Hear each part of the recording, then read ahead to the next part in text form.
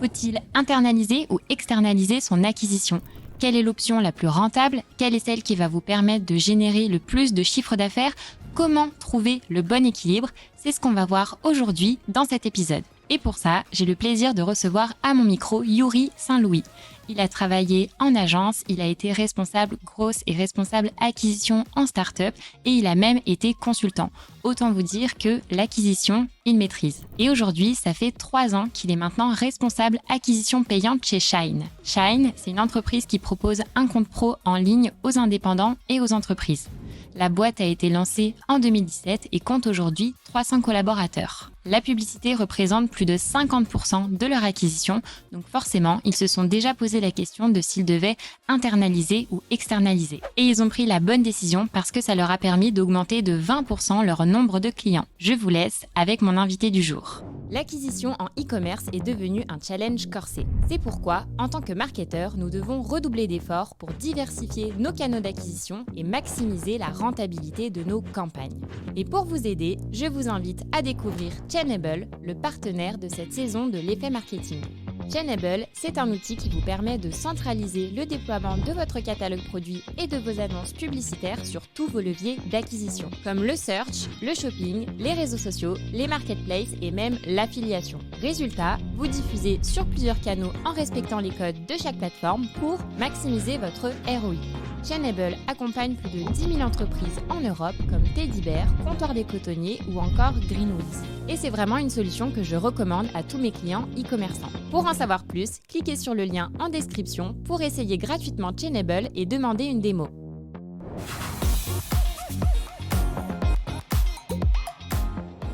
Salut Yuri! Hello Léa! Bienvenue sur l'effet marketing, très contente de te recevoir. Merci beaucoup pour l'invitation. Et ce que je te propose peut-être pour démarrer, c'est peut-être que tu puisses nous partager un petit peu ton scope chez Shine, savoir qu'est-ce qui se cache derrière le poste de responsable acquisition payante. Exactement. En gros, en tant que Head of Paid Acquisition chez Shine, j'ai principalement en charge l'ensemble des leviers payants.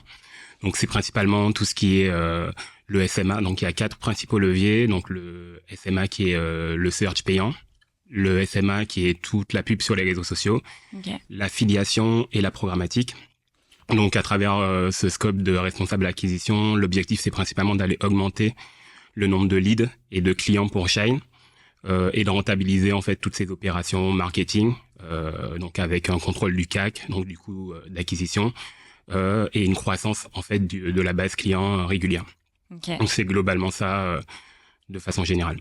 Et du coup, donc tu disais que tu as 4 principaux leviers, donc le SIA, la recherche payante sur Google, les social ads, le display. Non, tu m'avais dit quoi? Ouais, display programmatique, exactement. Display programmatique, et c'était ça justement, si tu pouvais détailler la partie programmatique peut-être pour certains de nos auditeurs à qui ça peut peut-être un peu moins parler. Oui, bien sûr. Alors du coup, la partie programmatique, c'est un peu plus spécifique. On va dire que ça se fait notamment sur une régie qu'on appelle Display Vidéo 360, donc DV360. Okay. Et elle peut être activée aussi avec d'autres régies annexes comme Amazon, par exemple, Le Bon Coin ou Le Figaro. Okay. Ce qui est intéressant, c'est que sur ce levier, on va plutôt essayer d'aller chercher du trafic qualifié. Okay. Donc du trafic sur des professionnels ou des prescripteurs. Par exemple, les experts comptables, c'est une cible assez intéressante dans le cadre de Shine. Ouais. Et donc, ça nous permet d'avoir des campagnes assez tactiques okay. Et de pouvoir recruter un petit peu ce type de profil et leur parler, évangéliser notre solution. Ok. Et donc toi, du coup, tu es vraiment responsable de toute cette partie acquisition payante. Exactement. Est-ce que si on essaye de dézoomer un peu pour avoir une vision plus large, tu pourrais nous dire aujourd'hui comment est structurée l'équipe marketing growth de manière générale chez vous? Bien sûr. Alors du coup, nous, on est à peu près une 30aine de personnes au sein de l'équipe marketing. Elle est composée en 2 parties, scindée en 2. Donc il y a la partie brand et la partie revenu. Dans le cadre de la partie brand, il y a principalement les RP, la communication, la partie communauté, influence, qui gère aussi tout ce qui est newsletter. Donc vraiment, c'est de l'engagement et fédérer une communauté autour du produit Shine. Et il y a également tout ce qu'on appelle brand marketing. Donc c'est les personnes qui sont en charge notamment de concevoir nos spots télé quand on est en campagne d'habillage, d'affichage par exemple dans le métro, etc. Et on a également la partie revenu auquel est rattachée l'équipe paid. Okay. Et dans cette équipe, il y a notamment les équipes organique, donc le Ouais. SEO, les partenariats, les sales, le CRM Ok. et une partie plutôt grosse engineering. Donc c'est un peu un jargon Ok. startup, mais en gros c'est toutes les c'est une personne qui est en charge justement de nous aider justement à être un facilitateur Ok. au niveau par exemple du tracking, du scoring des leads. Donc voilà, c'est quand même très important pour nous. Ça nous permet d'aller plus loin un petit peu dans nos stratégies marketing. Ok. Et donc du coup, ouais, toi, t'es vraiment rattaché à cette équipe revenu. Exactement. Ok. Donc l'objectif c'est vraiment de promouvoir vraiment, enfin booster le revenu côté Shine et voilà. Ok. Oui, c'est l'objectif du coup Exactement. principal. Et est-ce que tu pourrais nous expliquer, tu vois, aujourd'hui, tu nous as dit les différents leviers d'acquisition qu'il y avait sur la partie paid, mais savoir justement quel est le poids de cette partie paid par rapport à l'acquisition au global chez Shine pour du coup avoir un peu en tête vos enjeux, quoi. Bien sûr. Alors, du coup, chez Shine, on va dire qu'il y a 3 principaux pôles, en tout cas, qui vont générer du revenu. Ok. Et la partie paid, ça représente à peu près plus de 50% Ok. de l'acquisition chez Shine. Et Donc, gros enjeu. ouais, donc un gros enjeu là-dessus, où, comme je disais, il y a les 4 principaux aussi, le SMA, le SIA, la programmatique et l'affiliation. Mais il y a aussi les partenariats. Ouais. Qui génèrent justement, l'objectif c'est d'aller négocier en fait des offres exclusives pour nos clients. Et la partie organique, on a un blog bien enrichi qui s'appelle un copilote, sur lequel du coup les utilisateurs vont trouver beaucoup de ressources, les entrepreneurs notamment pour se lancer, développer leur entreprise. Et donc tout ça en fait mis bout à bout en fait nous permet vraiment de générer un revenu pour Shine. Voilà. Et tu vois, maintenant qu'on a bien introduit, je pense, le contexte sur la structure, comment sont composées les équipes et du coup l'enjeu que tu as sur la partie acquisition payante chez Shine, est-ce que tu pourrais peut-être nous faire un petit topo sur comment a évolué la gestion de l'acquisition, puisque c'est le thème central du coup de cet épisode, savoir est-ce que dès le début vous l'avez externalisé, internalisé, un peu avoir les différentes phases et du coup faire un focus après sur la dernière phase qui est celle que toi tu as vraiment piloté le dernier switch, quoi. Ok. Quand je suis arrivé chez Shine, la partie acquisition payante était 100% externalisée. C'était géré par une agence. Donc, je suis arrivé un peu dans cette phase. Okay. Et après, du coup, mon objectif a été surtout de structurer la base existante, notamment sur les leviers à fort enjeu comme le SIA, le SMA, etc. Et par la suite, comme ça montrait un peu des signes positifs, on a eu un peu ces discussions d'internaliser justement levier par levier justement notre acquisition. Ça s'est principalement fait par le SIA.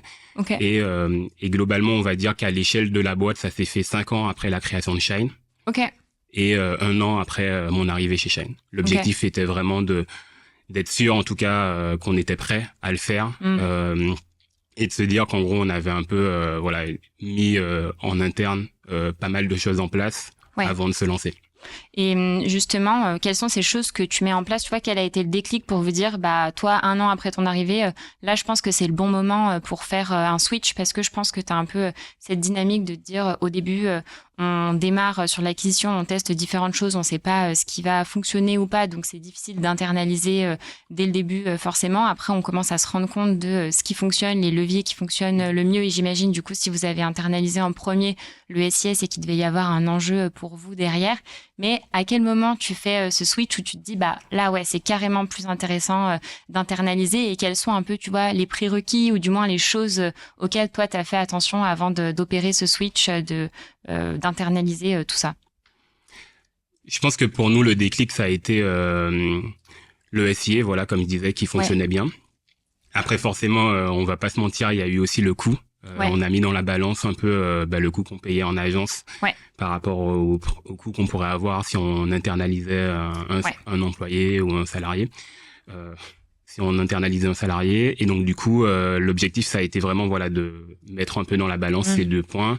On s'est aussi dit que quand je dis un peu le coût d'un salarié, c'est également tout ce qui est salaire brut, plus les charges patronales, etc.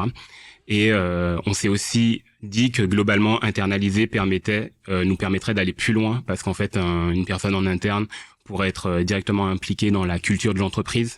Elle aurait eu accès aussi un peu plus facilement un peu aux échanges avec ses homologues sur le produit, sur la partie CRM, etc. pour vraiment consolider notre acquisition.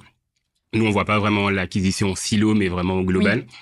L'accès aussi aux données business. Donc là aussi, en gros, moi, j'étais un peu l'interlocuteur entre l'agence et l'interne, mais c'est vrai que ça demande beaucoup de temps. Et il y a des choses qu'on peut pas forcément partager aussi facilement que quand on a une personne en interne. Donc tout ça, c'était très important. Et après, moi, j'ai aussi ressenti le fait que c'était le bon moment parce qu'on avait une relation directe avec nos régies. Donc, je pense qu'aussi, en internalisant, on peut perdre aussi en niveau de compétitivité si on n'est pas sourcé, on n'a pas, par exemple, des bons insights marché, si on n'est pas un peu whitelisté pour certaines fonctionnalités qui nous permettent d'aller plus vite. Et donc, le fait qu'on avait cette bonne relation en direct, sans passer forcément par l'agence, mis bout à bout, on a été un peu conforté dans notre idée que ça pouvait être le bon moment. Et on l'a fait par étapes pour pas prendre non plus trop de risques là-dessus. Et peut-être pour préciser, quand tu dis on est en contact direct avec les régies, ça veut dire que vous avez des contacts chez Google, chez Meta, chez TikTok ou autres régies du coup que vous utilisez et vous échangez du coup avec eux régulièrement parce que c'est pas forcément, nos auditeurs ont pas forcément la vision de tout ça. Donc peut-être si tu peux un petit peu détailler et peut-être aussi quels sont les critères pour avoir aussi ce genre de contact-là. Et je pense qu'on transitionnera après naturellement vers le budget parce que ça fait partie aussi des critères, le budget média quoi. Comme tu l'as bien cité, le budget média, c'est un des critères qui permet d'avoir accès à ce type d'accompagnement. On va dire qu'il débloque, enfin les régies, Meta, TikTok, Google, débloquent ce type d'accompagnement. Plus on commence à grossir aussi dans leur portefeuille. Mais aussi, c'est si on est prêt aussi à lancer des tests avec eux, parce que je pense que c'est un jeu aussi gagnant-gagnant. Donc, je pense que c'est ces deux facteurs-là qui nous ont permis d'avoir accès à ça. Et je pense que quand on est un annonceur qui débute ou qui a pas non plus un budget énorme au début, l'agence permet aussi d'apporter justement cette option justement de veille, de best practice, etc. Et donc c'est un point très important. Et pour revenir à ton point, c'est vraiment ces deux points. Donc c'est le niveau d'accompagnement, le fait aussi d'être appétent justement à tester, à innover sur les régimes. Et est-ce que tu pourrais nous en dire un petit peu plus sur votre budget média et comment il a évolué au fil des dernières années? Parce que je pense, et du coup, que c'est un critère aussi important pour savoir si on internalise ou si on externalise. Quand tu disais, il faut, du coup, on a calculé au niveau du coût et des ressources que ça nous demandait externaliser à un partenaire externe ou alors internaliser. Ça dépend aussi du budget média, parce que si tu as un tout petit budget média et que tu n'as pas assez de job pour une personne à temps plein en interne là-dessus, forcément, ça va pas fonctionner. Donc, est-ce que tu pourrais nous donner un petit peu quelques billes là-dessus et sur l'évolution sur ces dernières années? Bien sûr. Notre budget média, il est en effet assez conséquent. Il est plutôt de l'ordre de 7 à 8 chiffres. Donc voilà, c'est un peu un budget média qui est mis en place et qui a été calibré pour aussi permettre d'être bien positionné sur le marché, parce qu'on est quand même sur un marché qui est très concurrentiel, avec des acteurs qui ont bossé beaucoup de moyens. Mais voilà, après, toute cette partie internalisation a pour objectif vraiment de parler à tout le monde. Et pour expliquer, en fait, le budget, il a vraiment augmenté au fur et à mesure des objectifs de croissance qu'on avait. On a augmenté de 3 à 3,5 ce budget d'acquisition d'année en année. Et donc, du coup, l'objectif, c'était de pouvoir valider nos parts de marché, bien se positionner. C'était également le fait de répondre à des nouveaux objectifs de croissance qu'on avait, qui étaient notamment le fait d'attaquer... Enfin, on avait une base client qui commençait de plus en plus à grossir. On était beaucoup connus par les indépendants. Et après, bien sûr, ces indépendants, ils grandissent, ils grossissent au sein de l'entreprise. On développe des fonctionnalités pour répondre à ces nouveaux enjeux. Et du coup, le fait de pouvoir aussi toucher et aller conquérir des nouvelles cibles, c'est tout ça un peu qui nous a généré justement cette augmentation de budget sur l'acquisition. Et après, bien sûr, toutes ces mécaniques pour consolider l'acquisition, les stratégies qu'on a mises en place, la structuration des campagnes qui ont été initiées, nous ont conforté sur le fait qu'il fallait qu'on investisse davantage. Et tu vois, maintenant, je pense qu'on a bien en tête quel est le bon moment du coup pour internaliser quand du coup c'est rentable d'un point de vue coût sur la partie salarié ou alors agence, quand on a un budget média assez conséquent pour pouvoir internaliser et quand on a aussi déjà crash testé pas mal de choses et que parce que internaliser un poste, du coup, c'est un grand engagement aussi. Il faut être sûr que du coup, ça fonctionne et qu'il y a du potentiel pour accélérer. Donc vous aviez tous ces voyants-là qui étaient au vert. Et une fois que toi, tu t'es dit, ok, là, c'est le bon moment pour faire le switch, tu as réussi à proposer le projet en interne, à convaincre, qu'est-ce qui se passe? Parce que tu as un peu aussi ce truc de, l'acquisition payante représente plus de 50% de l'acquisition au global chez Shine. C'est pas un petit enjeu. Ouais, T'as un gros poids sur tes épaules à ce moment-là. Donc, tu vois, par où tu commences, quels sont tes premiers ressentis, qu'est-ce que tu mets en place, savoir de manière très concrète comment t'as opéré tout ça. C'est clair que c'est un gros challenge du coup, surtout quand exactement, surtout quand tu te dis vas-y on va lancer l'acquisition, enfin l'internalisation, on est prêt. Je pense que c'est bien d'être cadré justement dans la façon dont on va opérer justement cette internalisation. C'est un gros changement de mindset qui doit s'opérer en interne. C'est pour ça que j'ai vraiment voulu le faire étape par étape pour être vraiment convaincu et pouvoir en gros capitaliser sur ce qui fonctionnait bien pour après initier tous les autres. Je pense qu'il faut aussi être bien calibré un peu le besoin et la problématique, se dire globalement qu'est-ce qui nous a poussé à avoir cette réflexion. Bon, comme on disait, il y a la partie coût, mais au-delà de la partie coût, est-ce qu'on est justement convaincu qu'on arrivera à tirer les bons profils pour rester aussi compétitif qu'avec l'agence? Et donc là aussi, c'est où est-ce que tu vas aller rechercher ton premier collaborateur pour initier. Est-ce que cette personne-là, elle est prête à bien gérer les campagnes, mais aussi à aller un petit peu plus loin aussi et apporter du sang neuf au sein de l'équipe, comme il disait, collaborer avec les autres équipes, etc. Toi, en tant que responsable acquisition, tu as pour objectif aussi de mettre en place des bons process pour les accompagner. En agence, justement, il y a des process qui sont établis pour que ça soit fluide. Ils ont l'habitude de gérer beaucoup de portefeuilles de clients. Donc voilà, ces process-là, ils sont déjà matures. Toi, tu dois essayer de l'intégrer au sein de ton équipe.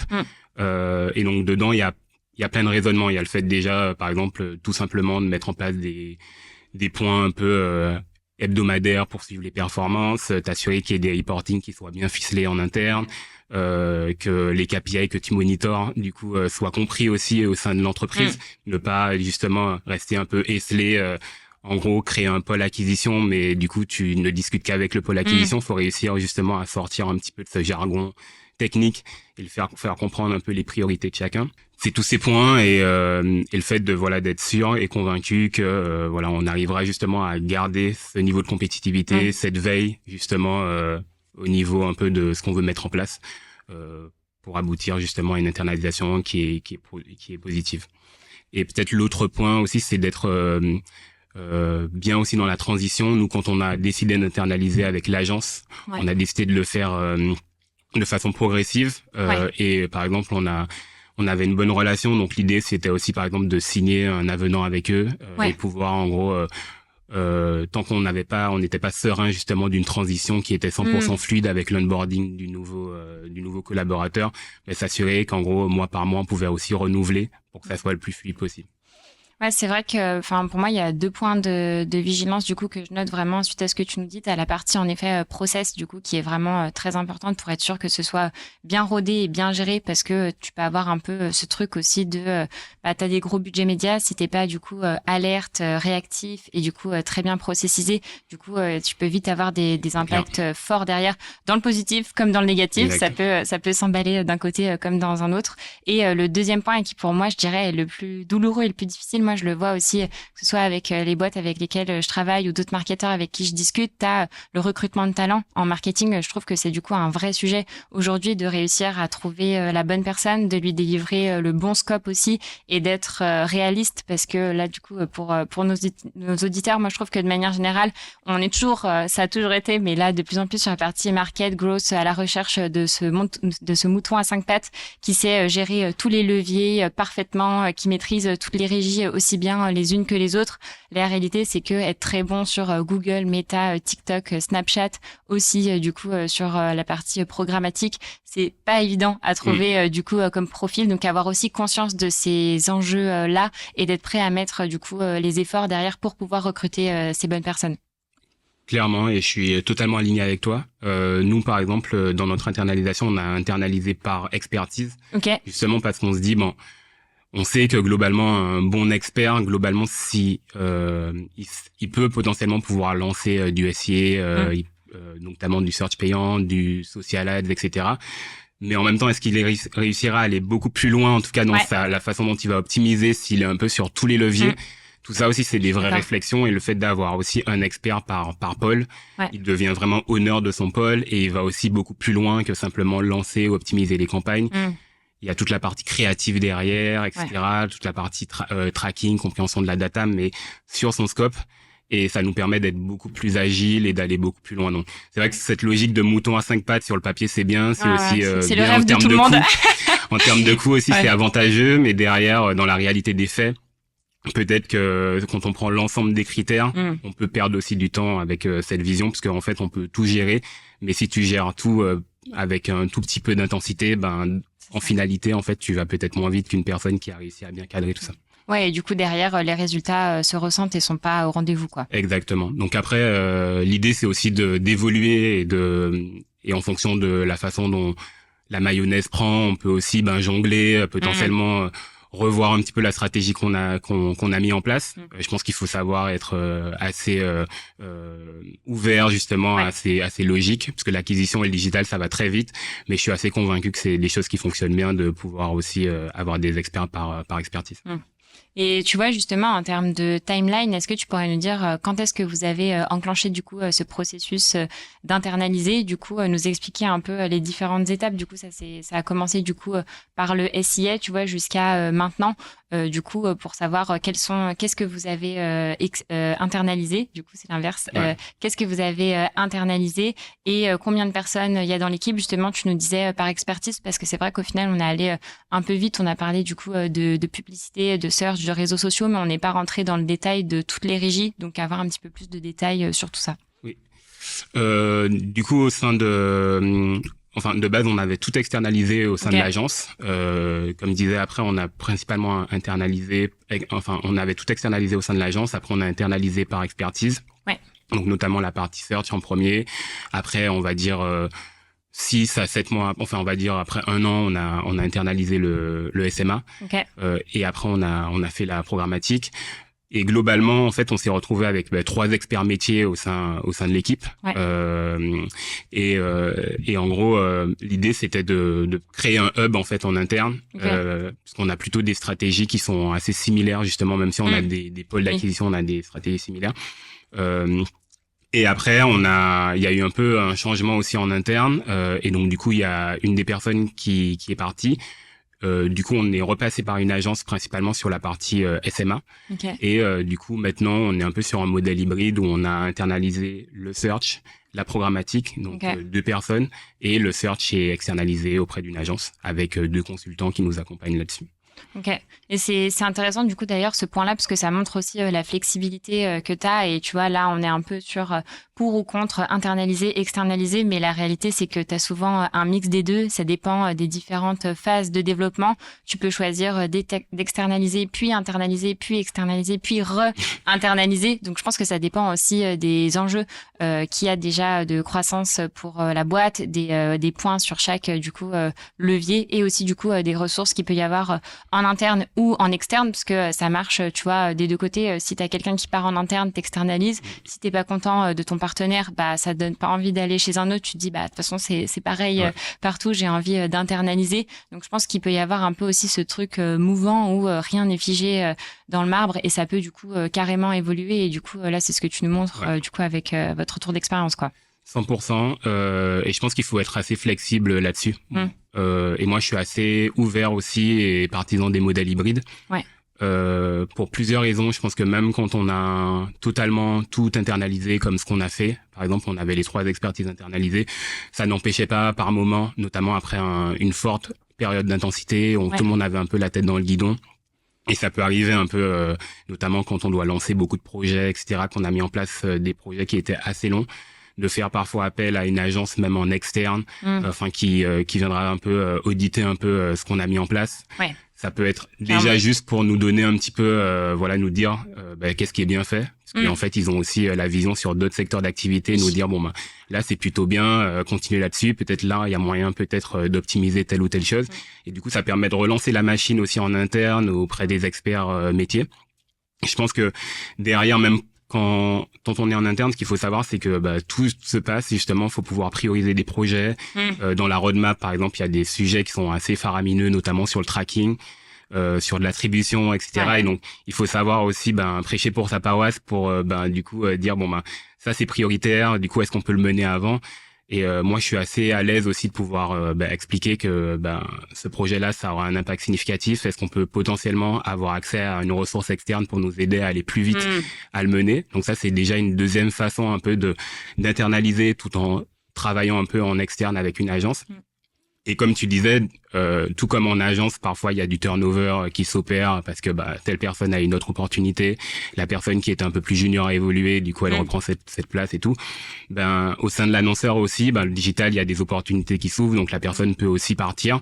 Et le fait d'avoir quand même une agence avec qui tu travailles en side project, cette agence peut aussi être en gros déjà au fait de ton business model, comment tu fonctionnes, tes méthodologies de travail, et pour remplacer justement un collaborateur sans perdre justement de l'intensité au niveau du rythme opérationnel, etc. C'est très important. Et nous, c'est ce qui s'est passé. Et ce qui nous a permis justement d'avoir une fluidité, une continuité sans trop impacter le rythme du coup de l'équipe. Ouais, t'as un plan B réactif qui peut prendre le relais en cas de besoin, si jamais, quoi, ouais. Donc c'est bien d'être au fait, et comme tu dis, en vrai, faut aussi le sentir avec ses intuitions au niveau de on va dire l'étape de croissance à laquelle tu es, voilà tes objectifs aussi, être réaliste, de dire là on a un vrai enjeu, il faut qu'on accélère. Est-ce que du coup là les ressources nous permettent de répondre à toutes les problématiques et pouvoir aussi un peu se doter de ça. Et du coup, tu vois, là maintenant, ça fait environ 1 an que vous avez tout internalisé, du coup, vous de votre côté, donc sauf la partie paid, du coup, social ads, du coup, que vous externalisez à nouveau. Mais tu vois, est-ce que tu aurais un peu, après cette première année, du coup, un bilan à nous dresser, savoir, vous, ce que ça vous a permis en interne, à la fois en termes de KPI, tu vois, sur l'évolution du nombre de clients ou autres, mais aussi en termes de process, méthode et les sujets que vous avez réussi à tacler là où avant vous peigniez un petit peu. Bien sûr. Moi, je pense que globalement, l'internalisation a eu du bon. Pour nous, on va dire à l'échelle d'un an et demi, on a quand même réussi à significativement augmenter notre base client, ce qui était le principal objectif sur l'acquisition. On va dire qu'on a réussi à augmenter de plus de 20%, en tout cas notre base client, ce qui est plutôt un chiffre positif. Au-delà du fait d'augmenter aussi la base client, on a réussi à augmenter notre revenu. Donc, les principaux KPI qu'on va suivre, c'est le revenu par utilisateur. Si les utilisateurs, par exemple, rentrent par des plans tarifaires qui sont un petit peu plus premium, forcément, c'est de l'acquisition qui est positive parce que derrière, on sait que soit le churn, c'est-à-dire va être un peu plus bas généralement, soit du coup, c'est des clients qui vont être rapportés justement du revenu incrémental plus rapidement. La LTV aussi va être impactée. Et ce qu'on va regarder, c'est aussi le MRR, donc le revenu récurrent. Donc, est-ce que du coup, chaque mois, on consolide cette partie-là. Donc ça a été le premier point au niveau des KPI. Donc, on a aussi structuré nos campagnes d'acquisition pour répondre à ces objectifs. Quand on est dans une phase de scaling, il faut savoir du coup, il faut que les campagnes puissent répondre justement à une injection d'investissement qui va être plus conséquent. Et donc, on peut moins rester dans une vision ultra granulaire sur la façon dont on va en gros piloter les campagnes. Donc on a revu nos campagnes pour plus les orienter sur une vision un peu plus large, donc une vision broad, qui est favorable aussi au machine learning. Donc c'est un peu les best practices régies. Quand on écoute Google, Meta et toutes les autres régies, c'est ce qu'ils mettent en avant. Ce qui fait que, justement, comme je disais, le media buyer ne va plus, on va dire, optimiser chaque campagne étape par étape. Il va plutôt essayer de comprendre les données business, injecter la bonne créa. Donc, on a consolidé cette partie-là. On s'est plutôt accentué sur qu'est-ce qu'on pouvait aussi mettre en place, notamment sur l'amélioration de nos landing pages, notamment les landing pages sur le mobile pour que ça soit plus fluide. On a quand même un gros trafic mobile. Donc, comment on fait pour avoir on va dire, les éléments clés qui convertissent mieux, notre flow d'onboarding aussi, s'assurer avec l'équipe tech qu'il soit le plus fluide possible et qu'il y ait moins de rupture. Et donc tout ça, en fait, ça nous a permis en gros d'atteindre petit à petit nos objectifs. Alors il y a encore du challenge là-dessus, on a encore du pain sur la planche, mais voilà, tout ça mis bout à bout nous a aidé en tout cas, et je pense que l'internalisation nous a permis d'aller plus vite parce que tout était internalisé. On a mené aussi beaucoup d'A/B tests en interne, donc c'était plutôt positif. Et pour compléter, tu vois, tu disais que du coup, vous faites de plus en plus de broad. Donc du coup, l'idée pour un peu schématiser, c'est du coup de cibler plus large et de faire de plus en plus confiance aux algorithmes pour aller chercher les bonnes personnes plutôt que nous vouloir cibler de manière très laser qui sont du coup les clients qu'on veut aller chercher. Donc ça marche sur Google, mais ça marche aussi sur Meta et d'autres régies. Et pour ça, du coup, il y a un enjeu du coup important. Donc quand c'est la partie social ads, t'as tout ce qui est créa, mais de manière plus globale. Et là, c'est pour toutes les régies, c'est la partie data. Du coup, c'est injecter du coup les bonnes données dans ces plateformes-là, c'est-à-dire qui sont tes clients, qui sont les clients qui convertissent le mieux, pour justement donner un peu à manger pour que les algorithmes puissent savoir qui cibler. Et du coup, j'imagine que il y a peut-être eu aussi des chantiers data tracking du coup chez vous aussi en interne, surtout qu'il y a pas mal de choses qui ont bougé ces derniers mois avec toute la partie consent mode, etc. Est-ce que tu pourrais peut-être nous faire un petit topo sur ce que vous avez mis en place vous de votre côté là-dessus? Clairement, comme tu dis, en gros, la partie tracking est un gros enjeu pour nous, et donc on s'est vraiment attelé justement à injecter ces données business dans nos régies, notamment les logiques de LTV, donc le lifetime value. Ouais. On est plutôt sur un modèle abonnementiel, donc on va pas s'arrêter en gros en termes de revenus à un client à payer 8 euros. On va plutôt voir en gros dans la durée combien de temps va rester ce client quand on l'aura payé, quand on va plutôt essayer d'associer justement cette LTV à notre coût d'acquisition pour se dire bon là en fait on a une LTV qui est plus importante que le coût d'acquisition qu'on a, et le fait de l'avoir aussi au sein des campagnes, parfois quand tu as une campagne où le CAC est plus élevé mais que derrière tu peux le rattacher à une LTV, tu peux te dire c'est plus élevé parce que derrière cette campagne là nous rapporte des clients qui sont justement plus on va dire rentable. Donc tout ça c'était ultra important pour nous. Comme tu dis, ça permet d'alimenter aussi la machine, et donc du coup les algos sont de plus en plus puissants, donc le fait de pouvoir injecter cette donnée en fait en temps réel au premier clic, tu peux plus facilement en gros aller chercher les meilleurs clients, et vu nos montants d'investissement, c'est important quand même dès le premier clic de s'assurer de ça. On a travaillé aussi sur une approche full funnel de notre acquisition, pour pouvoir en gros suivre des KPI précis en fonction de l'awareness, donc des campagnes qu'on va faire pour travailler notre notoriété. Ouais. Et la partie considération aussi, où là on va plutôt travailler sur des logiques de lead magnet, sur un parcours qui est quand même assez complexe, donc on va plutôt partager des bonnes ressources et les embarquer un peu dans un scénario de nurturing avec le CRM, etc. Et après la conversion, on s'est concentré justement pour injecter la bonne donnée business. Donc bien sûr, c'était des gros chantiers pour nous. Et tu vois, ça m'intéresse de creuser quels sont les KPI que tu vas suivre un peu à chaque étape du funnel, parce que tu as un peu ce truc de on est tous, je pense, très orientés conversion trop à mon goût. Bon, nous, on travaille dans l'acquisition, donc forcément, peut-être que des brand managers diraient pas la même chose. Mais du coup, comment est-ce que tu fais pour toi aussi te fixer des KPI dans ton scope acquisition qui vont aussi servir toutes les phases du funnel? Et du coup, sur la partie conversion, je pense qu'on les a assez facilement en tête et tu les as cités, mais peut-être du coup sur les étapes d'avant. C'est un très bon point, et nous ce qu'on a essayé de mettre en place, c'est qu'on a suivi un peu, on a en tout cas traqué toutes les étapes clés du funnel, de l'entrée à la finalisation un peu de l'objectif final. Donc en gros même un démarrage de start, un démarrage en gros d'inscription, pour nous ça a de la valeur parce qu'on se dit c'est le premier point d'entrée, et après on essaie de structurer peut-être en 5-6 étapes un peu les, on va dire les moments forts, en gros les wow moments un petit peu de ces différentes étapes, et on a essayé de les aligner justement sur toutes nos régies, notamment les régies qu'on traque un peu plus sur du haut de funnel ou du mid funnel. Pour revenir un peu plus et de le faire par étapes, notamment sur le awareness, on va regarder notamment toutes les KPI d'engagement, plutôt des micro-conversions sur le temps passé sur site, le nombre de pages vues, toutes ces parties vraiment qui va être dans GA4 et qui peut être aussi par exemple synchronisée sur du Google, mais qui nous permet d'être beaucoup plus fluide là-dessus. Par exemple, Meta maintenant aussi a réussi un peu à intégrer GA4 dans sa connexion. Donc tout ça aussi, c'est des choses qui nous permettront justement sur nos campagnes de notoriété d'aller plus loin. Et on mène aussi des campagnes un peu plus des études un peu plus ad hoc avec les régies, notamment c'est les BLS, donc les Brand Lift Survey. On va analyser si par exemple dans le cadre de nos campagnes de awareness, les personnes qui ont été exposées à nos campagnes de awareness ont eu un impact significatif sur en gros la notoriété spontanée, la notoriété assistée, et tous ces points-là. Donc ça, en fait, on va monitorer un peu dans le temps pour voir si ces KPI évoluent. Et après, dans le cadre de la partie plutôt considération, là, on va plutôt mesurer un engagement. Okay. Donc déjà des leads, savoir si le coût par lead diminue, savoir si le scoring des leads s'améliore. Et donc ça va être la deuxième étape un peu pour engager l'utilisateur. Et après, la conversion, comme dit, c'est vraiment l'envoi d'un dossier client pour en gros une ouverture de compte, une création d'entreprise ou un dépôt de capital.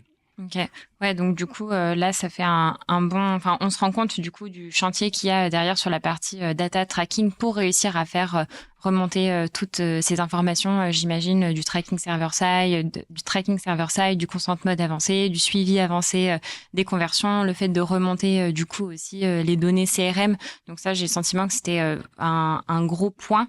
Et le deuxième point, j'ai l'impression aussi que c'est la partie créa où du coup, vous aviez beaucoup plus de flexibilité sur la production que vous avez des créas. Est-ce que tu pourrais peut-être nous expliquer les process que vous avez mis en place là-dessus et aussi à quelle intensité du coup vous arrivez à délivrer?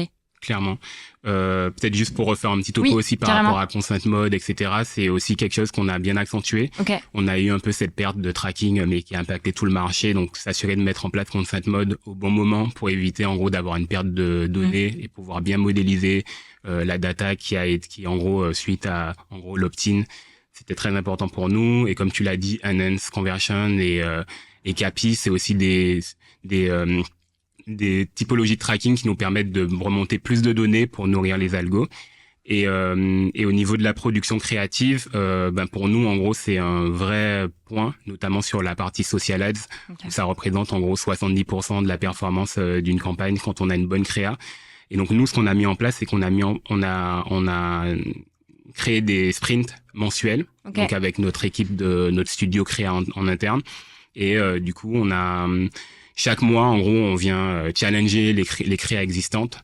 On s'assure du coup de pas reproduire les mêmes erreurs, donc d'identifier justement quels étaient les points positifs de cette créa, qu'est-ce qui a fait que ça a moins fonctionné, et pouvoir en gros dans la balance intégrer justement toutes ces best practices.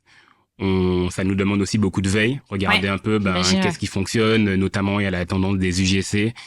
Donc c'est un peu le user generated content, les vidéos facecam qui vont être très bien adoptées au niveau des algos pour Meta, pour TikTok, pour Snapchat. Donc ça demande aussi un bon type de génération de contenu parce qu'une fois que ta créa, elle peut très bien fonctionner et puis au bout de 3 mois, du coup, tu as un peu une fatigue publicitaire qui s'opère. Tu commences à perdre 50% des performances que tu avais sur la campagne et donc du coup si t'es pas prêt à renouveler et du coup renouveler avec une bonne créa, du coup c'est assez compliqué. Et ce qui est intéressant, et en même temps qui est compliqué, c'est que tu n'as jamais un peu à l'avance l'assurance que ta créa va bien fonctionner. Donc c'est souvent ça un petit peu qui est complexe. Trop cool. Et écoute, merci beaucoup Yori pour tout ce que tu nous as partagé. C'était vraiment très cool d'enregistrer cet épisode avec toi et je suis convaincue que ce sera utile pour beaucoup de nos auditeurs. Merci beaucoup Léa. À très vite. Salut.